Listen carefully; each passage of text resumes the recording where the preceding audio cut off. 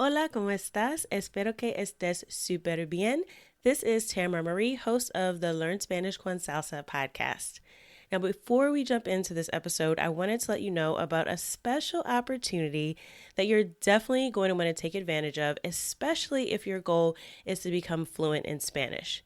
For a limited time only, my team is opening the doors to listeners of the podcast to take advantage of a free language coaching session. Now, in this session, it's not just we're teaching you about verbs or grammar, but we're really going to do a deep dive into what are your goals for learning Spanish, assess where you are on your journey to fluency at the moment, and help you map out a 90-day plan for how you can get to fluency.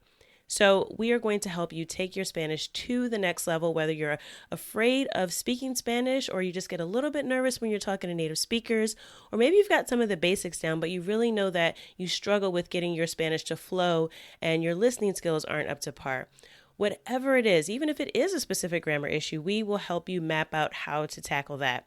And normally these sessions do cost, so we are offering a few slots for free. There are limited spaces available and they'll only be open up through the end of the month. So make sure you sign up. Go to SpanishConSalsa.com/coach.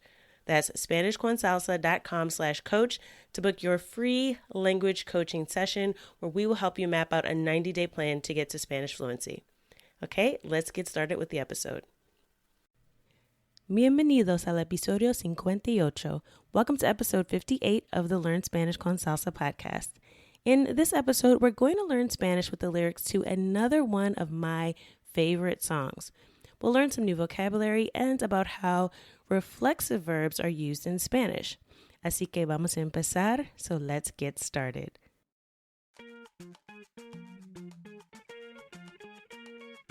Bienvenidos!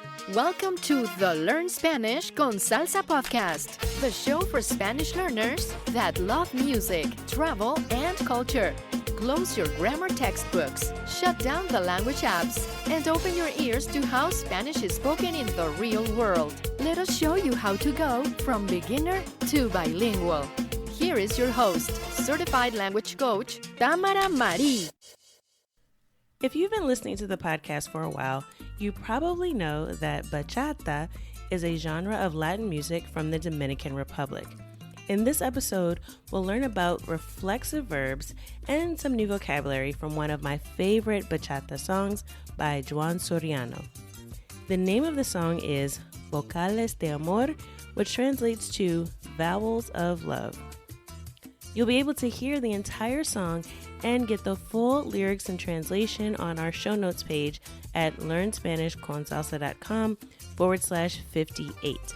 That's learnspanishconsalsa.com/58. We'll also have a vocabulary review with some keywords and phrases for the song on the show notes page, so make sure you check it out so you can follow along with the lyrics and, like I said again, hear the song and get the full translation. So now let's get started with the first verse. The song starts out, Ya yo no sé lo que hago. Ya yo no sé lo que hago. Now, ya is used in many different ways and it has several different meanings depending on the context. But when it's used on its own, it typically means now, as in hazlo ya, do it now. So, ya yo no sé means now I don't know. So that yo no sé is I don't know. This could also just be ya no sé, but the yo is added here for emphasis. He's saying, I really don't know what to do with myself. Then he says, lo que hago. Now, if you remember from the last episode, this lo que is best thought of as a phrase that simply means what in English. Lo que is the word what when you're making a statement and not asking a question. Hago is the yo or I form of the irregular verb hacer in the present tense. So hago can be translated into English as I do or I make. However, sometimes the present tense of a verb in Spanish is better translated into English with the present continuous or ing form of a verb. So in this case, it would sound strange if I said, now I don't know what I do in English. We'd probably say, now I don't know what I'm doing. So that first line, ya yo no sé lo que hago, is now I don't know what I'm doing. Then he says, ya yo no sé lo que hacer. Ya yo no sé lo que hacer. So again, we have very similar to the first line, that ya yo no sé. So now I don't know. This time though, he says, lo que hacer. Lo que hacer. So that hacer is the infinitive form of the verb, which is to do or to make. In this case, it means to do. So, ya yo no sé lo que hacer is now I don't know what to do. Then he says, mi vida se está acabando. Mi vida se está acabando, which is my life is ending. So, mi vida is my life, and this se está acabando means is ending. So, the se está acabando is referring to my life or vida, and it's saying ending. So this acabando is the verb acabar, which is to end, and this is actually the present continuous form in Spanish. So the equivalent to the ing ending in English, in Spanish is either ando or iendo. So it's either yendo or ando. So if it's a verb like acabar that ends in ar, the ending is going to be ando. So, acabando. Then he says, ¿Por qué se fue mi mujer? ¿Por qué se fue mi mujer? Which is, because my woman left. So this is an example where the word order is a little bit different in English. So if you were to directly or literally translate this, it would be, because left my woman. And in Spanish, that's perfectly fine, but in English, we really can't say it that way. It just doesn't sound right. So we would change the word order with the translation, but that mi mujer means my woman. So that is a literal translation. And se fue means left. Now, se fue is the preterite past tense of the verb irse. Irse. So that se fue in the past tense means she left. Now, irse is an example of a reflexive verb. Reflexive verbs indicate that someone or something is performing an action on itself. So they're easy to identify because they end with se, which is se.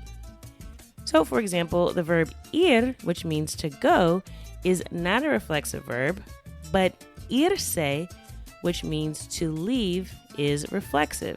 It means that the person speaking is the one that is going. So we would translate that in English as to leave.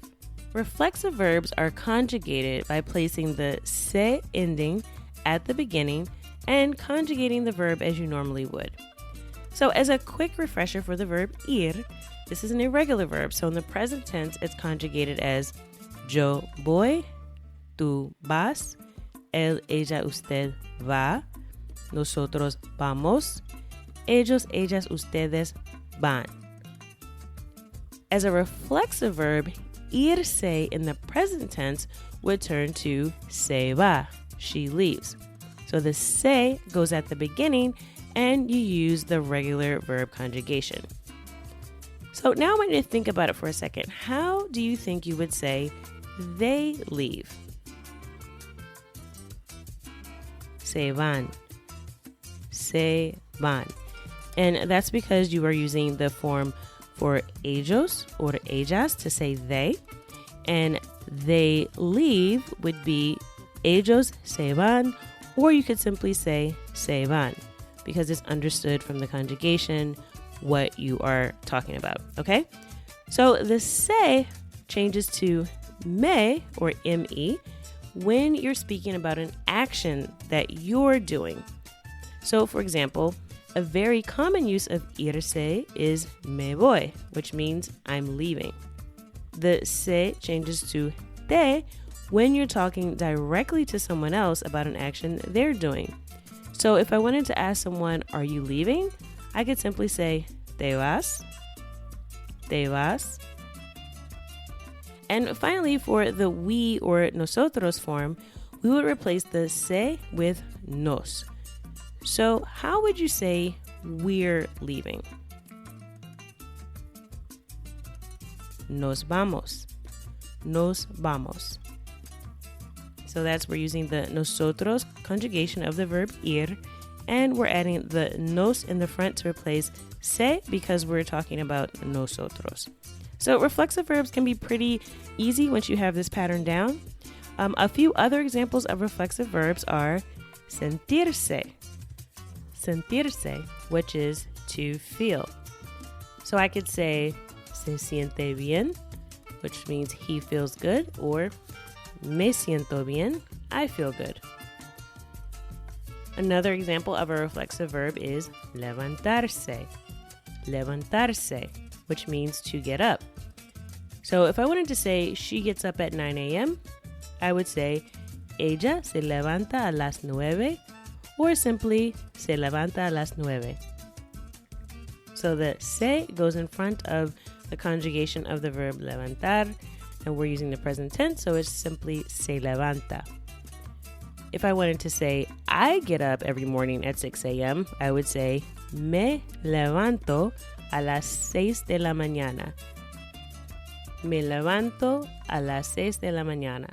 So that's me instead of se because I'm talking about yo or I, and is levanto. So me levanto. And finally, another common reflexive verb is preocuparse. Preocuparse, which means to worry. So you may be familiar with the common saying using preocuparse, which you might have heard someone say before, no te preocupes. No te preocupes, which means don't you worry or don't worry about it. So that's just a quick overview of reflexive verbs. Again, there's so much more to get into, but that is the basic pattern. So hopefully that was helpful. So if you hear that say again, you know that you might be dealing with a reflexive verb. So getting back to the song lyrics, in the next line he says, todo lo veo distinto. Todo lo veo distinto, which means I see everything differently. Then he says, desde que ella se me fue. Desde que ella se me fue, which means since she left me. Now, this phrase, se me fue, is interesting because the me is added between se fue, right? It's right in the middle there. So we already know that se fue means she left. Now, adding the me is telling you who she left. So in this case, se me fue means she left me. Then he says again, todo lo veo distinto. I see everything differently. Desde que ella se me fue, since she left me. Paso las noches pensando. Paso las noches pensando. This means I spend my nights thinking, or I spend the nights thinking. So paso is from the verb pasar, which is to spend when you're talking about time. So not to spend money, that would be gastar, but in this case pasar is to spend time. So paso is I spend, and then he says las noches pensando. Now here in Spanish he's saying las noches, and in English we probably wouldn't say the nights. We'd probably just say nights, or we might say I spend my nights thinking. So we probably wouldn't use that las or the in English. But in any case, he says, spend my nights pensando, which is, again, we have another example of the present continuous, or that ing form that we would use in English. So this pensando is the verb pensar, and it's the present continuous. And so in English, that would be thinking. So I spend my nights thinking, ay, se me fue mi mujer. Ay, se me fue mi mujer. So this I is in Spanish is really just more, expression that means something in English like oh. So we say, oh, my woman left me. That's se me fue, she left me, and mi mujer, my woman. So again, this is where the word order in Spanish would be different. In English, we wouldn't say, oh, she left me, my woman. We would say, oh, my woman left me. And that's the end of the first verse. The second verse starts, yo ya no vivo sin ella. Yo ya no vivo sin ella. We mentioned earlier that ya means now. But when it's used with other words and in expressions, it does change the meaning. So in this case, we have the combination of ya with the word no. So we have ya no, which really means instead of now, it means no longer or anymore. So that ya no is no longer or anymore. So when he says yo ya no vivo, he's saying I'm not living anymore.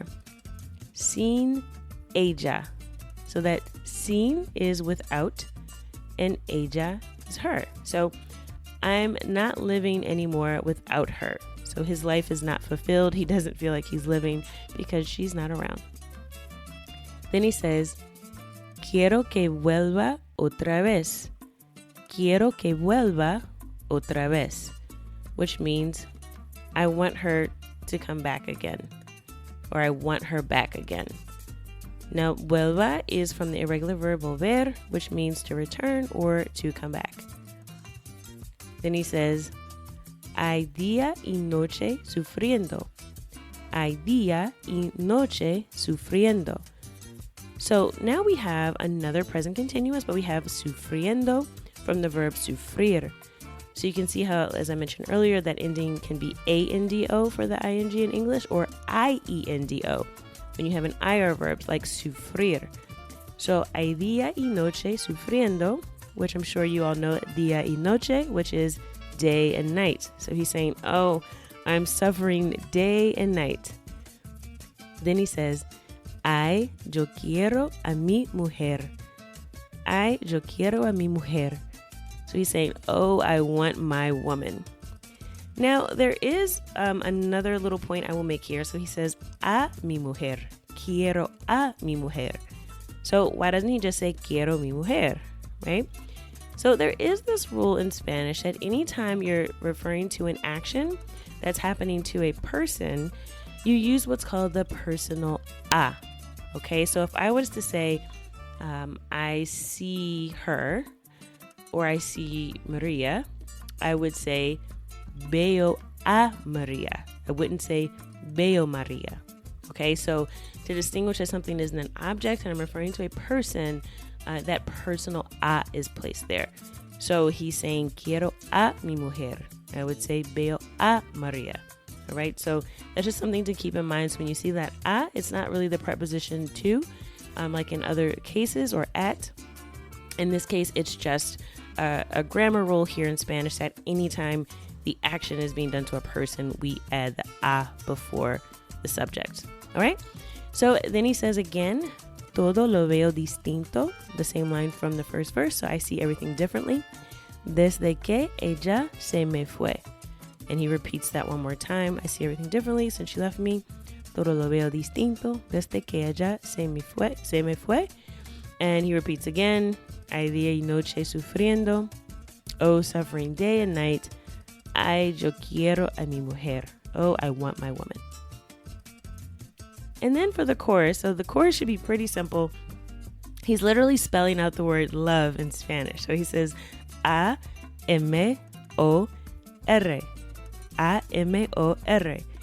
And then there's some other singers that say, amor, amor, amor es lo que siento por ti. Amor, amor, amor es lo que siento por ti. So love, love, love is what I feel for you. So that por ti is for you. And then that just repeats over and over again, and that's pretty much the chorus, okay? So I hope you enjoyed that breakdown. This was just the first two verses and the chorus. Now I do have, as I mentioned earlier, the entire lyrics and the translation on the show notes page. So if you're interested in hearing the song, it's really a great song, and you want to see the full lyrics and translation, go to learnspanishconsalsa.com/58. That's learnspanishconsalsa.com/58. And you'll be able to get all the vocabulary from the song as well as the lyrics with the translation, okay? So I hope you enjoyed learning a little bit of grammar. I know we talked about the personal a in Spanish. We also talked about the present continuous, or that ing form. And we talked a little bit about reflexive verbs. So that's 3 grammar hits we got from just one song, which again is why I love learning and teaching Spanish with music, because there's so much that's relevant when you use authentic content that's actually from real Spanish speakers, that's made for other Spanish speakers. So that's it for this episode. I hope you enjoyed learning with the song Vocales de Amor by Joan Soriano. And until the next episode, I hope again that one thing that you learned today has taken you at least a step closer from being a Spanish beginner to bilingual. Hasta la próxima. Thank you for listening to the Learn Spanish con Salsa podcast at learnspanishconsalsa.com.